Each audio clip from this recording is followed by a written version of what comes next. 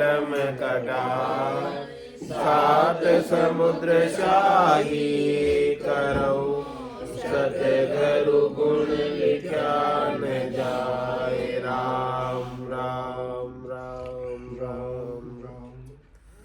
आप सभी के अंदर विराजमान परमात्मा के पावन चरणों में प्रणाम। राम राम सर।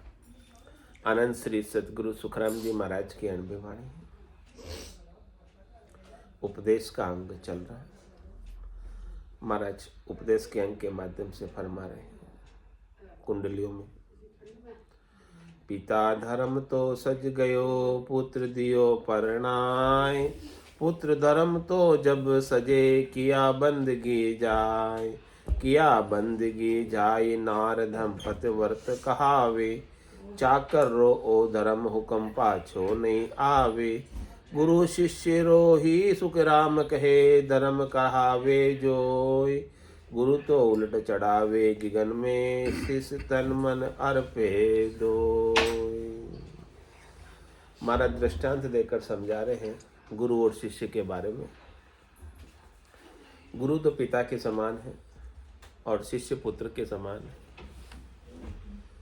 तो कह रहे हैं महाराज, पिता धर्म तो सज गयो, पुत्र दियो परणाय। पिता का धर्म कब पूरा हो जाता है? जब पुत्र को शादी करा देते हैं, तो पिता का काम पूरा हो जाता है। इसी प्रकार से महाराज कहते हैं कि जब गुरु का काम कब पूरा हो जाता है? जब गुरु शिष्य को परमात्मा से मिला।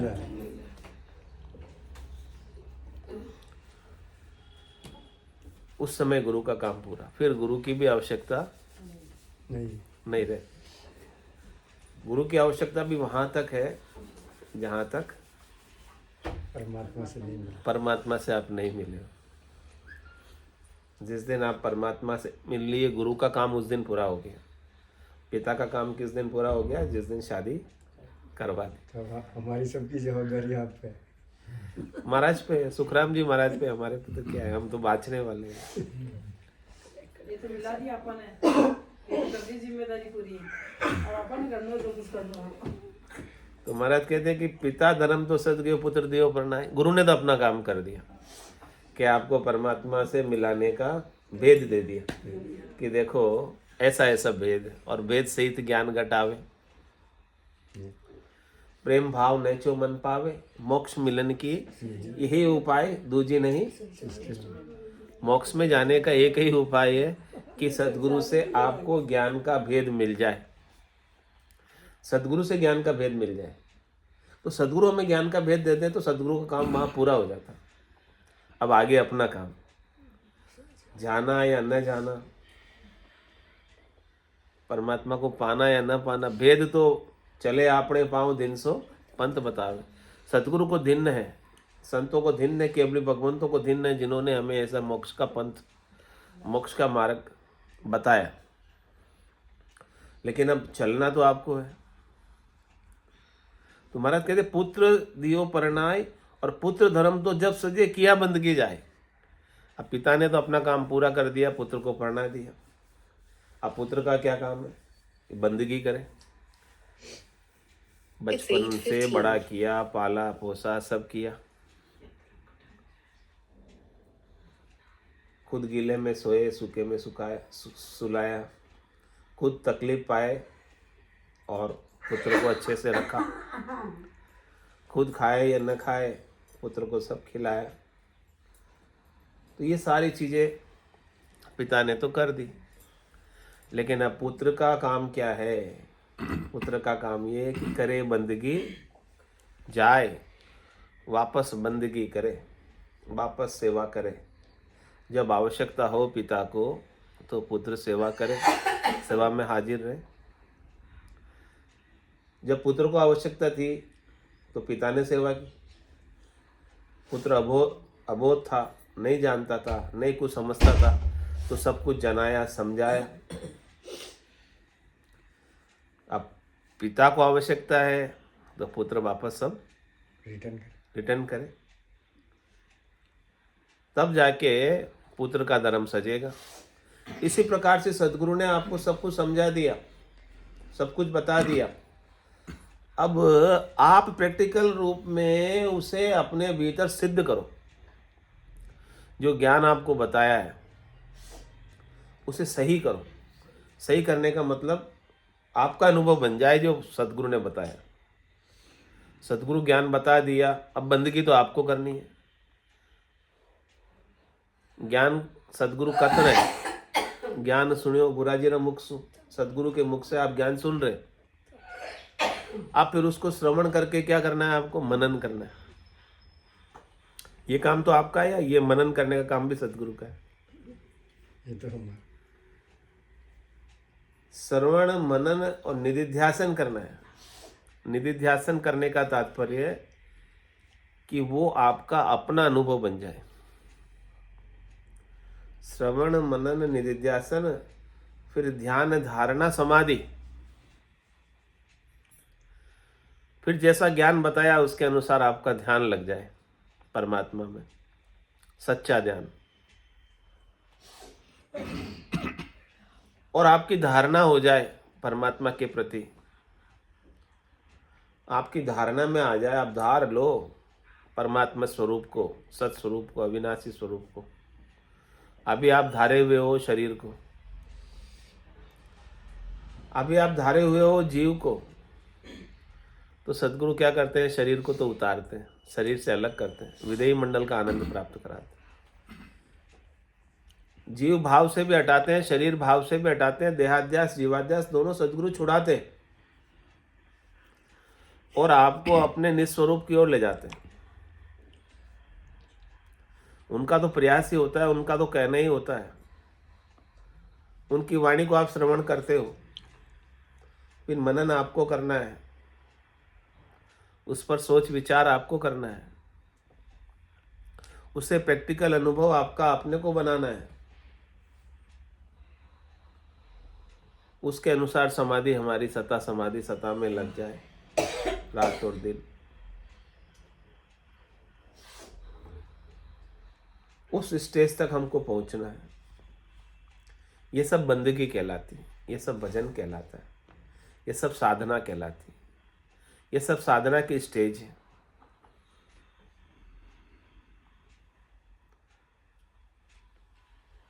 तो आपका धर्म सजता है।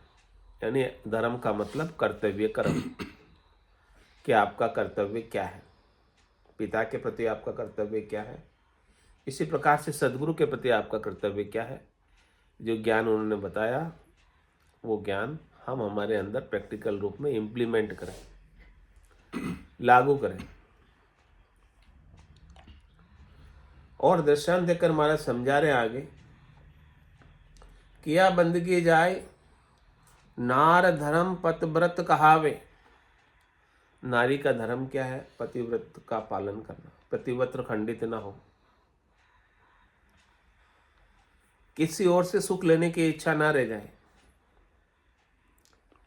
तो ये आत्म सुंदरी भी नारी है, इसे भी अपने पति स्वरूप परमात्मा से मिला दें एक बार संत सदगुरु के अबली भगवंत, तो इसे आन जार से, शरीर संसार से, इंद्रियों वस्तुओं से सुख लेने की इच्छा न रह जाए। यदि सुख लेने की इच्छा न रह जाए तो पतिव्रत धर्म का पालन हो जाता है। यदि अभी भी शरीर संसार से सुख लेने की इच्छा बनी रहती है तो पतिव्रत धर्म खंडित हो जाता है। और पतिव्रता नार की तो विशेष वैल्यू है।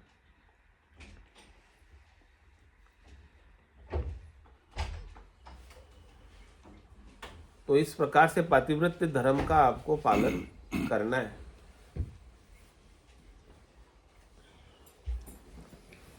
ये सब दृष्टांत है पतिव्रता स्त्री का इस आत्म सुंदरी के लिए, परमात्मा से मिलने के लिए। और पतिव्रता स्त्री होती है तो उनके पति खुश होते हैं कि नाराज होते हैं? तो आप भी पतिव्रत धर्म का पालन करोगे तो आपसे परमात्मा खुश होंगे कि नाराज होंगे? और नहीं करती तो उससे पति खुश होता है कि नाराज होता है? देख लो, सोच लो, समझ लो। शरीर संसार के सुखों की इच्छा वासना आशा तृष्णा मनोरथ मनोकामना संकल्प विकल्प रखे बिना परमात्मा के नाम का सुमिरन करो। सब प्रकार की आशाओं को छोड़कर, सब प्रकार की वासनाओं को छोड़कर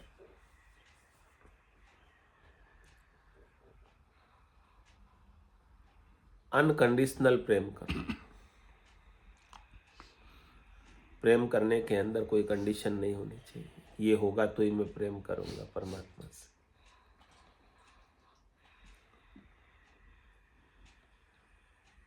वो बंदगी कहलाती है, वो बंदा हो जाता है परमात्मा का,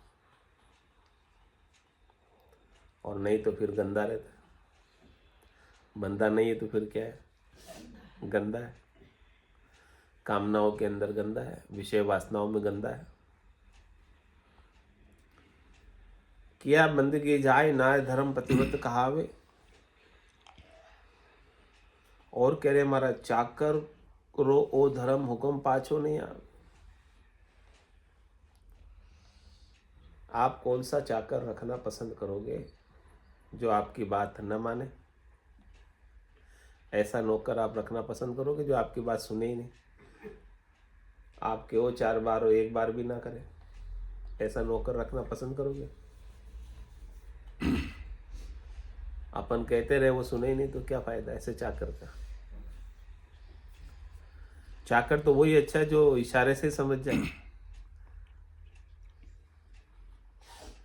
मालिक का क्या इशारा है, इशारे से समझकर काम कर ले।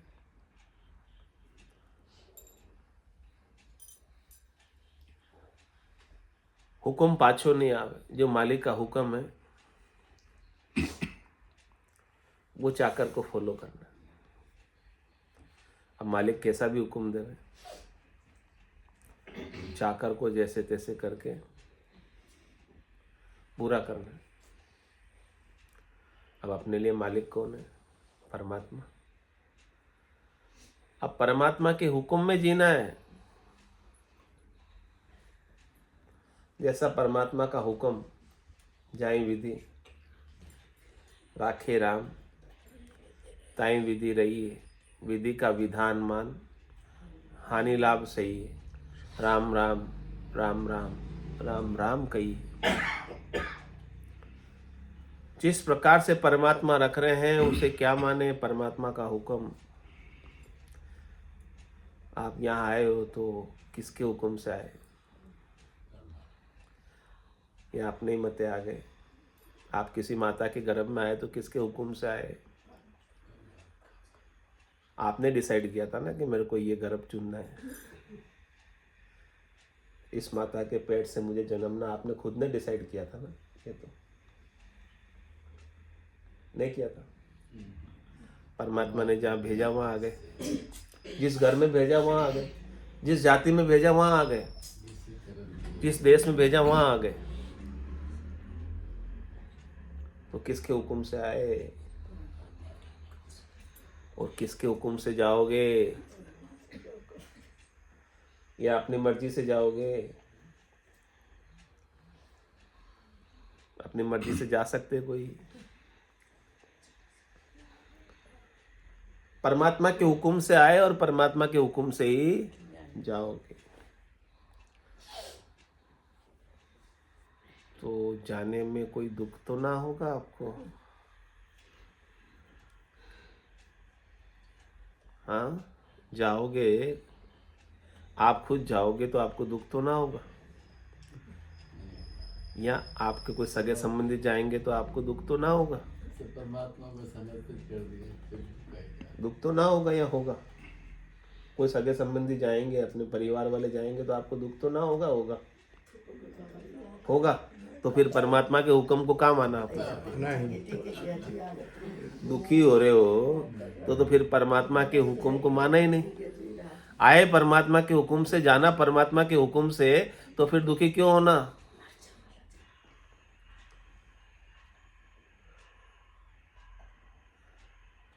या उसमें भी आप अपनी मन मर्जी चलाना चाहते हो? उसके अलावा ये भी हो सकता है कि दुखी होना स्वभाव हो गया है। अब वो तो 8 मास का है ये। लेकिन आप अरे भाई, परमात्मा के हुक्म से आए, परमात्मा के हुक्म से जाओगे, अलग हटती है आपका 8 मास। तो उसमें सुखी होना और दुखी होना क्या है? क्यों सुखी होना और क्यों दुखी होना? जबरदस्ती उनकी बातें कर करके दुखी होता। जितने समय के लिए भेजा उतने समय के लिए रहोगे। तो शरीर मानोगे तब होगा ना, शरीर माने। परमात्मा ने जितने समय के लिए आपको ये शरीर दिया है उतने समय के लिए इस शरीर में आप रह सकते हो। हुक्मी अंदर सब कुछ है, हुक्मी बारे कछु ना है। सब कुछ उसके हुक्म से ही हो रहा है। उसके हुक्म के बिना एक पत्ता भी नहीं हिलता। तो आपका जन्मना और मरना क्या उसके हुक्म से नहीं? तो आप हुक्म को मानने के लिए तैयार हो कि नहीं? जाने के लिए तैयार हो कि नहीं? उसका हुक्म आ जाए तो जाना ही होता। जाने का हुक्म आ जाए तो जाने के लिए तैयार हो कि नहीं? क्यों अजमेरा साहब? वो तैयार कन्फर्म है। बैठे, आज तो तैयार बैठे हैं।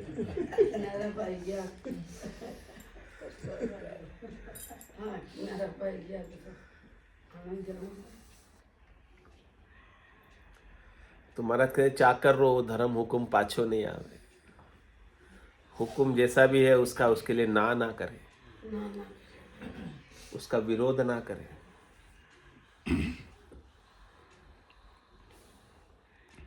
एक बार एक नाव के अंदर कुछ जने जा रहे थे और उसमें एक साधु भी बैठा था। ऊपर से बारिश होने लगी, नाव में पानी भरने लगा, तो लोग सब बचने के लिए नाव का पानी बाहर फेंकने लगे। बारिश भी मूसलाधार थी, तेज बारिश थी, नाव का पानी सब मिलकर बाहर फेंक रहे। और एक साधु था उल्टी खोपड़ी वाला, वो अंदर में वो बाहर का पानी अंदर कर रहा है। वो बोले बाबा जी आपको तो मरना है, हमको तो बचाओ, कम से कम हमको क्यों मरने में डाल रहे हो?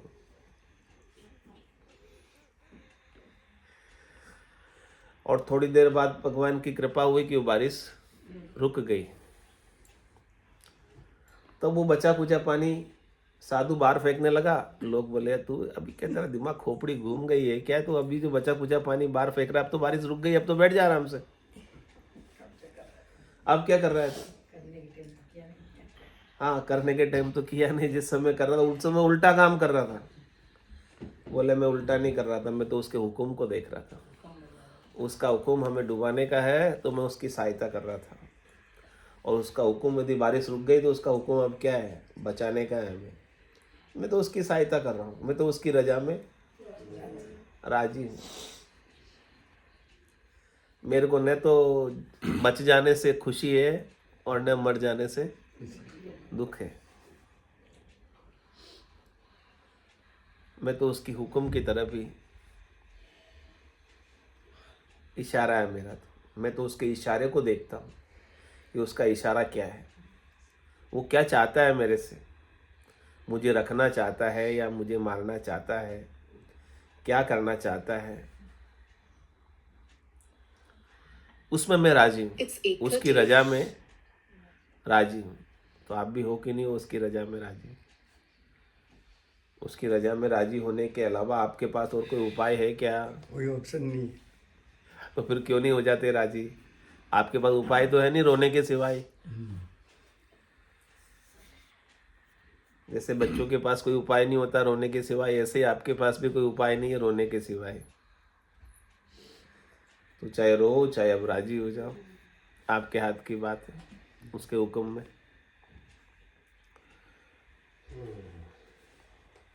क्या सोचा अजमेरा जी आपने? राजी है पर अब जो समय आ रहा है सब कठिन का आ रहा है। सब समय अच्छा ही अच्छा आ रहा है, कोई बुरा नहीं आता। समय कोई बुरा होता ही नहीं है। बुढ़ापा जिसे आता है तो कठिन का आएगा। तो उसके हुक्म में राजी होना है, राजी होना है। बस बस जो दुख मस्त कर रहा है, रहना। जो आ रहा है सो अच्छा, हुआ सो अच्छा, हो रहा है सो अच्छा, आगे भी सब अच्छा होगा। अच्छा ही होगा। कुछ बुरा होने वाला ही नहीं है। यदि आप उसके हुक्म में राजी हो तो आपके लिए बुरा कुछ बचेगा ही नहीं। तो चाकर रो धर्म हुक्म पाछो नहीं आवे, थोड़ा सिसक भी ना भरे, दुखी भी ना हो, हे भगवान आपने मेरे साथ ऐसा क्यों किया, ऐसी शिकायत भी ना रह जाए।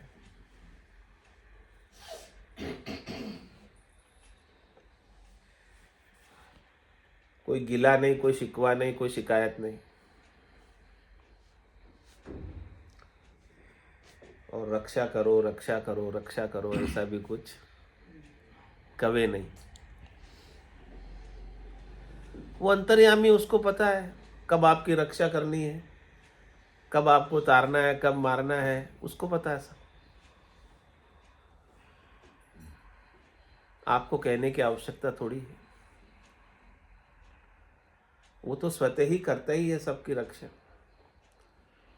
कोई बचता है न बचता है, उसकी भी रक्षा करता है।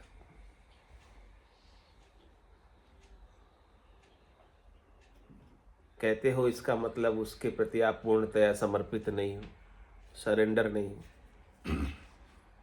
शरणागत नहीं हो।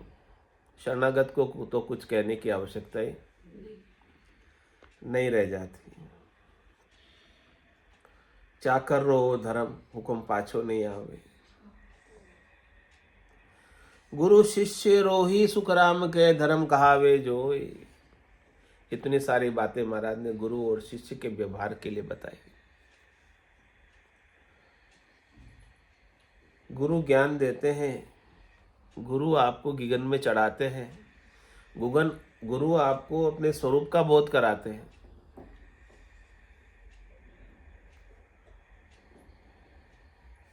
तो शिष्य से क्या आशा करते हैं गुरु, कि शिष्य तन और मन सब कुछ मेरे को समर्पित करके ऐसे ज्ञान को धारण करके सत्य स्वरूप परमात्मा हो जाए। न वो अब तन रहे, न वो अब देही रहे, न अब वो मन रहे, न अब वो जीव रहे। जैसा मैं हूं वैसा ही शिष्य हो जाए। पारस में और सतगुरु में ए तो आतरो जान, वो लोहो कंचन करे, वो करे आप समान। तो सतगुरु तो आपको अपने समान बनाना चाहते हैं। सतगुरु सत्य स्वरूप में रहते हैं।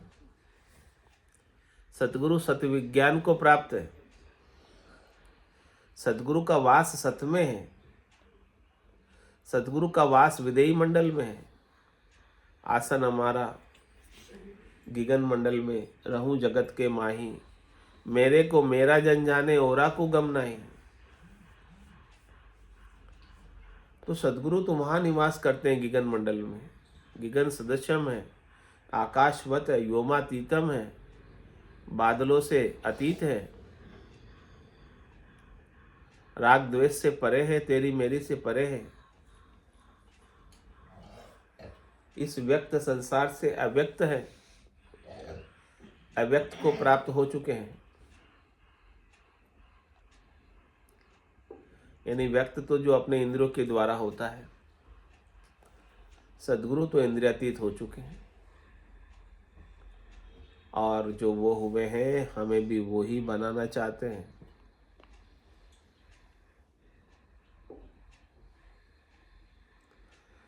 तो गुरु शिष्य रोही सुखराम के धर्म कहावे जोय। गुरु का धर्म और शिष्य का धर्म, दोनों का धर्म बताया। सच्चा गुरु वही है जो शिष्य को केवल पद आनंद पद में पहुंचा दे,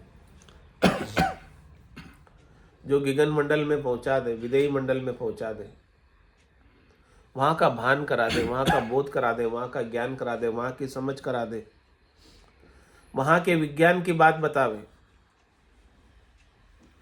और शिष्य उस बात को सुनकर अपना निजमन लाकर सौंप दे।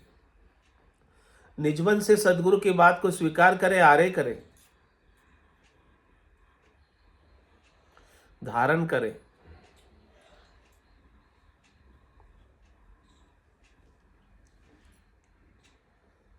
कवित्व में महाराज फरमा रहे हैं, काम क्रोध अहंकार द्वेष नासत मुख निंदा, मैं ते मान मरोड़ मोह माया मन संदा, तामस तरक तबोल रीस आयो पक खींचे, कड़वा वचन विरोध बाद कर्मादिस खींचे, कड़े कसर मन कपट रे दाव गाव बहु माय, ए अंग मिल सुख राम के सो नर नर का जाय। सदगुरु तो कहते हैं कि आपको परम पद में पहुंचाना चाहते हैं, हमारे सारे अंग लक्षण सुधारना चाहते हैं, लेकिन महाराज कहते हैं कि हमारे अंग लक्षण देखो कैसे हैं। ये अंग लक्षण यदि हमारे अंदर है तो चौथा पद तो मिलेगा ही नहीं, स्वर्ग भी नहीं मिलेगा, क्या मिलेगा? नरक मिलेगा। तो महाराज कहते हैं कि हमारे अंदर के अंग लक्षणों को आप चेक करो। कौन चेक करेंगे? सदगुरु चेक करेंगे या हम खुद चेक करेंगे? सतगुरु ने तो मन बुद्धि और मन दिया है। सदगुरु ने तो आपको बता दी है, कसौटी परीक्षा बता दी। उस परीक्षा में आपको अब खुद को पास होना है, खुद का मूल्यांकन खुद को करना है कि मेरे स्टेज अभी भक्ति में, भजन में, सुमिरन में, परम पद प्राप्ति में, केवल पद प्राप्ति में कहाँ तक पहुंचा हूं मैं। कहीं मेरे अंग लक्षणों के अंदर ऐसा तो नहीं है कि मैं उनके कारण से अधोगति में चला जाऊं, नीचे चला जाऊं। अंतमति सुगति, अंत काल में होती वासना, जहां में वासा पाया, कह सुखराम वासना ऊपर कर सवारी आया। तो महाराज कहते हैं कि कौन कौन से अंग लक्षण हैं ऐसे जो हमें नरक की ओर ले जाते हैं, अधोगति की ओर ले जाते हैं, नीचे की ओर ले जाते हैं। वो अंग लक्षण यदि हमारे अंदर है, अभी भी मौजूद है, तो उन्हें निकाल फेंको। वो क्या क्या अंग लक्षण है? कह रहे हैं काम क्रोध अहंकार द्वेष नासत मुख निंदा। हमारे अंदर काम भरा है, कामना भरी है। काम भरा है, कामना भरी है, कामना की पूर्ति नहीं होती तो हमें क्रोध भी आता है।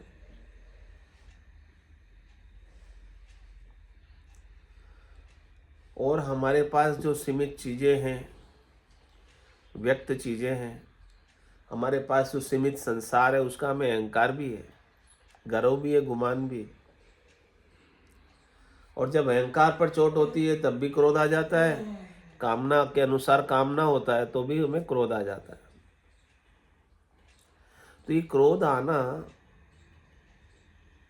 सूचक है, बुखार आना सूचक है कि कोई न कोई बीमारी आपके शरीर में है, उसकी सूचना देती है बुखार। इसी प्रकार से क्रोध आता है यदि हमारे अंदर, हम करते नहीं है क्रोध, लेकिन क्या होता है? आता है। बुखार कोई चाहता है कि आ जाए, लेकिन आ जाती है। फिर बुखार आ जाती है तो क्या करना पड़ता है? महासुदर्शन चूर्ण ले लो, ठीक हो जाएगी।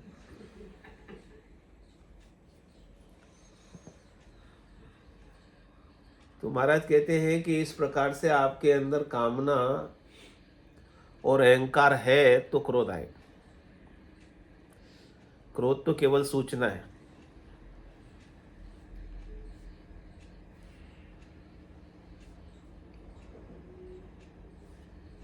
और कह रहे द्वेष नासत मुख निंदा। हमारे अंदर आस्तिकता नहीं है, नास्तिकता है। हम देही को ही सब कुछ मानते हैं, देही के सुख ही सब हमारे सुख है।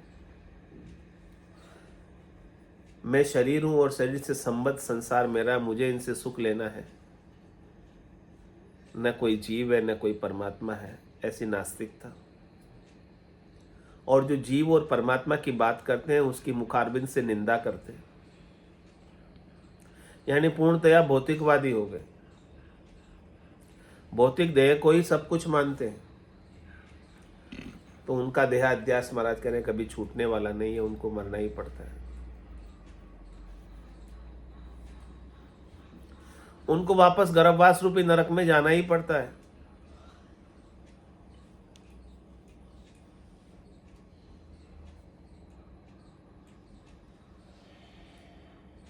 मैं ते मान मरोड़ मोह माया मन संदा।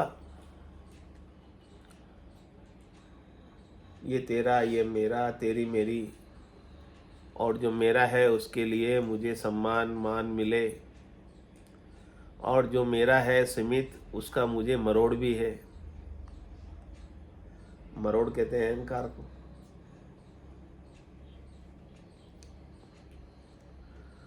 मोह माया मन संधा। यदि आपका मन माया के अंदर मोहित है, माया के अंदर गर्क है, गरकाब है, रचा पचा है, कैसे पता चले कि हमारा मन माया में है कि नहीं है? जिसको माया की प्राप्ति से खुशी मिलती है ना, उसका मन माया में है, और जिसको माया के चले जाने से दुख होता है ना, उसका मन माया में है।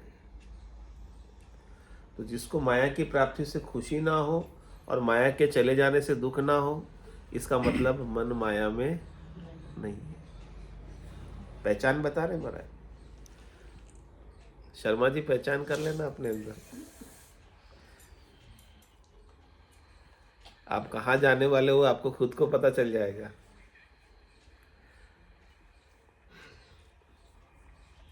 कह रहे तामस तरक तबोल।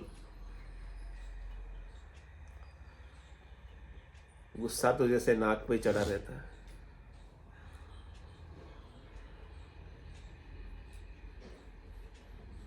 बोली से तरक तो इतना करता है, कुतरक इतना करता है कि तपाक के बोलता है।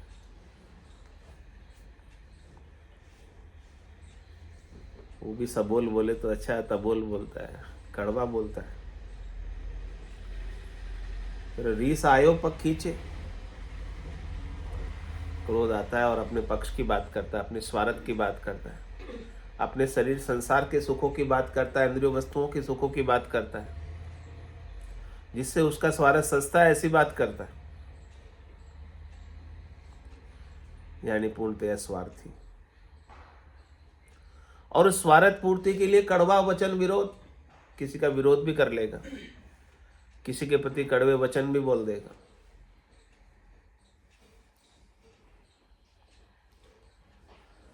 बाद कर्मादेश खींचे, वाद विवाद कर देगा। अपनी स्वार्थ पूर्ति के लिए अनेक कर्म करने से भी चूकेगा नहीं। कितने ही कर्मों की गठरी भारी से भारी करते जाएगा। स्वार्थ सजना चाहिए। कड़े कसर मन कपट रे, जिसके बार बार कसर पड़ती है। जानते हो ना कसर पड़ना, बात बात में कसर पड़ जावे किसी की, बात बात में नाराज हो जावे।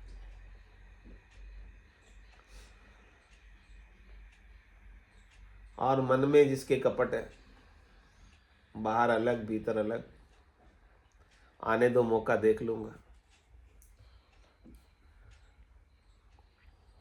गांठें बांधी हुई है। और कह रहे दाव गाव बहु माय, भीतर में बहुत दाव घाव, यानी बहुत दाव पेच, बहुत सारी प्लानिंग भीतर में चल रही है। बात कहते जिस साधना करने वाले, भक्ति करने वाले जन के भीतर ऐसे अंग हैं, ऐसे लक्षण हैं, ऐसा जिनका मन है, ऐसी जिनकी बुद्धि है, ऐसा जिनका चित्त है, ऐसे जो जीव हैं, ए अंग मिल सुखराम के सो नर नर का जाए। महाराज ने स्पष्ट तौर से कह दिया है, चौड़े तबल बजाकर कह दिया है कि भले वो जगदीश को ही सुमरता हो, राम ही क्यों न बसता हो, लेकिन यदि ऐसे अंग लक्षण है तो राम के पास तो नहीं जाएगा पक्का ही। कहाँ जाएगा? नरक में जाएगा।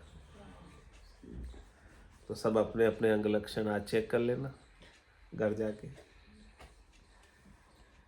कल फिर मिलते। बोलो राम सत्य गुरुदेव जी महाराज ने धन्य हो परम दयाल सद्गुरु सुखराम जी महाराज ने धन्य हो अनंत श्री सद्गुरु सुखराम जी महाराज ज्ञान स्वरूप भगवान ने धन्य हो Recording in progress. भगवंता ने